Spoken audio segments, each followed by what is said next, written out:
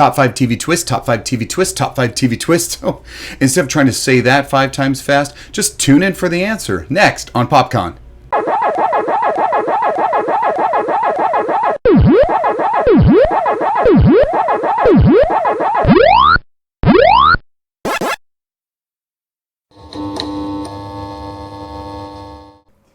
Welcome to PopCon. A salute to all pop culture, but mostly the 80s. I'm your host, Victor, and if you're new to the show, I already know you're going to love it. So don't waste time. Hit that like button right now, and more importantly, please click subscribe. Do me a favor, it's free and easy for you. It won't hurt, but it completely helps me. Thank you so much. Now, the twist ending. It's been a thing for as long as I can remember, but mostly in movies. When it comes to TV shows, there have been some twists along the way, and often a memorable series finale like the heartwarming MASH and the surprising and heart-wrenching Mary Tyler Moore. But in some cases, it is the series finale that is in the form of a twist. Whether they were loved or completely bashed, at least we got an ending. Not every show can tout a proper ending to a long run. So although we will not be covering the most famous twists during a show's run, like the infamous jaw-dropping and confusing to its spin-off, I'm talking to you, Dallas. And your sexy shower reveal of Bobby Ewing's returning after death, retconning the entire previous season as a dream, I will be delivering my top 5 most twisted endings to programs that have a definite place in pop culture. As a reminder, this is my list because, well, it's my show. So while we may not agree, I'd love to hear some of your favorite twist finales in TV in the comments below. Okay, we're starting with number 5. Number 5 may feel a little bit of a stretch, but I thought it was unique enough to add. Plus, it's in my wheelhouse. I know it's the oldest show on the list, but back then there was very little desire to properly tie up a show, as you never knew when or if it would get canceled. And we weren't yet getting too connected to the lives of our favorite fictional characters as we do today, unless you were one of those soap opera fans. Fan fiction would later arrive to tie up all of those loose ends. But as for this is I Dream of Genie, and although this finale isn't the most creative on the list, as it was written as a possible series finale, it tried to end things really well. But this was in the age of also debuting episodes out of production order. So they would film the series in certain orders, but they wouldn't always play that way on TV. So this one was the last one recorded. So to rectify that possibility or this confusion that would have caused being out of order and not making sense the following week to the viewers, the producers required some new scenes edited in to explain the whole episode as a dream, to justify just in case audiences might see everything back to normal the following week. This cheap way to end the series was simply to fix a possible problem. So we are very lucky this episode is considered the last and is issued on the DVD in that way, in the release, in how it was supposed to be. This means you have a choice to let the whole finale end and be a cheap dream that takes back Jeannie revealing her powers to Dr. Bellows, breaking the bottle, and then just deciding to live her life out in the open with her husband. Or you can stop it right before Major Nelson wakes up and give this iconic 60s show a proper ending that so many others of this area did not get. All right, now number 4, this belongs to the big bang of medical dramas, St. Elsewhere.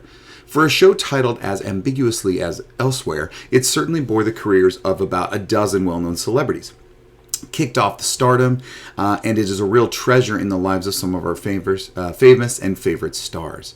Norman Lloyd, an old Alfred Hitchcock actor. William Daniels, the voice of Kit. Christina Pickles from the Masters of the Universe movie, and then Mark Harmon and Denzel Washington. Stephen Furst of Animal House, and Bruce Greenwood and Ed Begley Jr., David Morse, Alfre Woodard, Chad Allen, and Howie Mandel, all on this show. After 6 Emmy-nominated seasons of drama, envelope pushing, and heartstring pulling, all at the rundown St. Eligius, I hope I said that right, hospital, we find Dr. Donald Westfall suddenly living a completely blue-collar construction job in opposition to the medical profession we have all come to know. So he comes home from work and his son Tommy, who lives with autism, stares at a snow globe. His dad takes a moment with his son before he heads off to the kitchen and calls everybody in for dinner, and we see inside the globe a tiny replica of the familial hospital where the audience has grown to love the resident staff and we are led to believe that the entire show and its events and its characters were actually a product of the imagination of Donald's son as he gazed into a snow globe containing a miniature version of the hospital. I guess elsewhere was just simply nowhere, but within the sphere of the watery knickknack. Oh, and don't even get me started on this cat attached to an IV for their credits. I'm Larry, this is my brother Daryl, and this is my other brother Daryl. In the third spot is classic comedy known by throngs of millions, Newhart. After finding its footing and some cast changes, this much-loved comedy was comedian Bob Newhart's second hit sitcom. The Bob Newhart Show starred Bob as a psychiatrist who interacted in his office building with his really hysterical secretary, his business neighbor, the dentist, Howard, his apartment neighbor, and of course his beautiful wife, Emily, played by Suzanne Pleshette. His second bout of success came in the form of a writer and his wife who ran an inn in Vermont. With the misadventures of their rural surroundings and crazy characters, no one saw the finale of Newhart coming. Unapologetically, the whole show was not just a dream of the lead characters, but a dream of his previous lead character, Bob Hartley. With a set duplicated and Emily played once again by Suzanne Pleshette, the oddball show Newhart's ending seems fitting for the dreams of a semi-neurotic psychiatrist.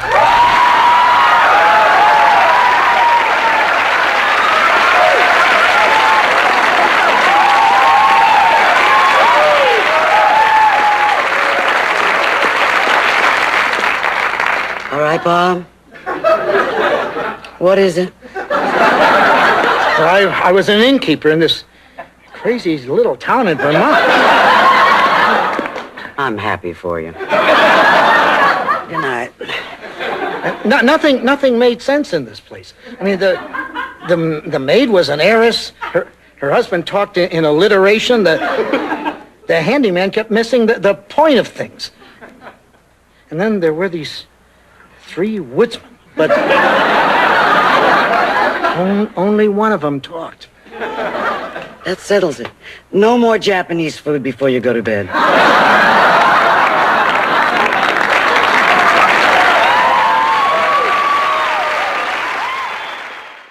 Okay, on my number 2 list, it's pretty unique. The finale was probably the biggest surprise of the show, and audiences felt cheated, but they had been feeling that way for a little while. Stranger yet, but unbeknownst to the producers, the show would live again, and the original finale would end up for naught. This isn't really new these days with reboots. X-Files and Will and Grace did the same thing with varied success, and some things inevitably are simply ignored, while others are comedically written away. We aren't talking about the twists to return a show from the dead, but this is about the twists of the original finale that the reboot had to evolve from. This almost top spot goes to Roseanne. While the last few seasons were already a roller coaster of absurdity for a low middle class blue collar family, season 9 takes the cake, where the family wins the lottery, goes to Disney World, parodies old TV shows, focuses on network execs trying to make Roseanne's life into a movie, returns Dan after a near-death experience just for him to be MIA in California due to an affair he has, and homages action movies with Roseanne as like a Rambo character defeating terrorists on a train to DC before the strangest TV crossover in history happens. Roseanne and the family meet Eddie and Patsy from the United Kingdom's hit Ab Fab. Yeah, you can see how season 9 more than jumped the shark at this point. But that is a topic for another show. It is probably for the best that the finale tried hard to erase season 9 completely. The audiences were pissed that the relationships of a struggling American family had become a joke, so the star decided to wind it all up in the most surprising way.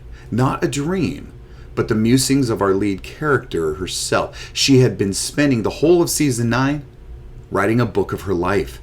Dan had actually died in the heart attack depicted at the end of season 8, and the whole last season was her way of coping and by rewriting the story that had taken place, taking out all the parts she didn't like and changing them completely. There was no lottery win. Her true darkness was better by summing it up with a manuscript.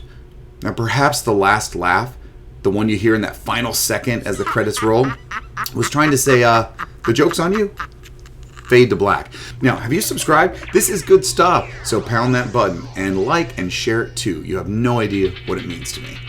All right, at number 1. This is my number one stop for 5 twisted endings for TV. And it goes to a fantastically clever primetime dramedy that paired a known actress and soon-to-be blockbuster action hero in a fresh take on the sexual tension Private Eye show made famous in Remington Steele. Moonlighting's the name, and the antics of David Addison and Maddie Hayes laid the groundwork for quick-paced and hysterical listen or you'll miss it dialogue that was really made mainstream in the likes of Gilmore Girls. Things were coming to a halt by the end of the 5th season, though. The highest rated episode, number 38, is during season 2, and our leads, get it on. It is that hookup that could have been the kiss of death. They never had the same audience numbers again from that episode, and 2 seasons later, it was completely over.